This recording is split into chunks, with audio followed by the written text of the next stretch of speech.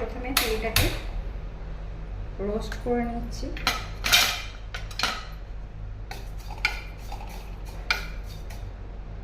গুড়টা ভালো করে গলিয়ে নিচ্ছি। আমাদের কিন্তু আমার বাবার কিন্তু আখের চাষ করতেন, গুড় তৈরি করা আমরা কিন্তু দেখেছি। গুড়টা এরকমভাবে গলিয়ে নিচ্ছি। এই গলানো গুড়টার মধ্যে তিলটা ড্রাই রোস্ট করে রেখেছি, এটা আমি দিয়ে দেব।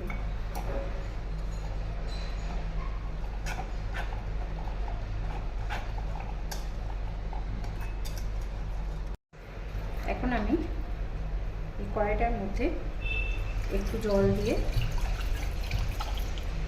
গরম করে নিচ্ছি। জলটা এর মধ্যে অল্প একটু আমি লবণ দেব জলের মধ্যে। জলটা ফুটে গেছে, এবার আমি রাইস আটা মানে চালের গুঁড়ো আমি এখানে কড়াইয়ের মধ্যে দিয়ে মেখে নিচ্ছি।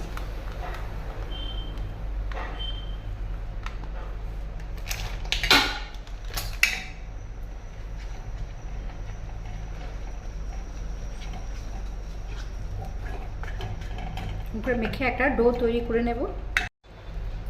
এটা আমি মেখে নিয়ে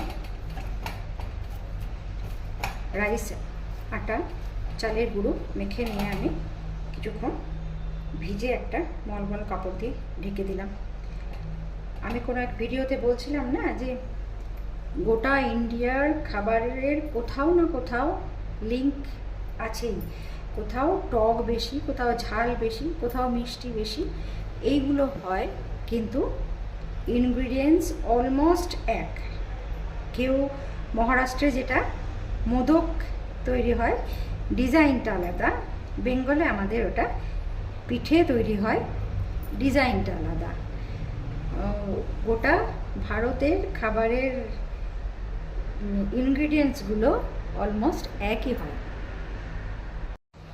এটা আমি এরকম করে তৈরি করে নেব। এই যে তিলের যেটা তৈরি করলাম সেটা এটা পুর হিসেবে ব্যবহার করব আমি। এখনো গরম আছে। এটার মধ্যে এটা আমি তিলের এটা ভরে দেবো, দিয়ে মুখটা বন্ধ করে দেবো।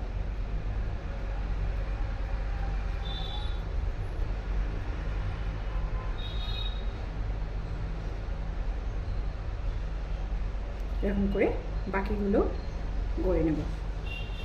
টকবক করে যখন জলটা ফুটছে তখন আমি এগুলোকে এরকমভাবে করে ভাপে বসিয়ে দেব, দিয়ে একটা এরকম ঢাকা দিয়ে দেবো কিছুক্ষণ। এটা আমার হতে থাকুক, হওয়ার পর দেখাচ্ছি। এটা হয়ে গেছে। এবার একটা ঠান্ডা জল নিয়ে নিয়েছি। এবার এগুলোকে তুলে একটা ঠান্ডা জলের মধ্যে একটু সময় দিতে হবে।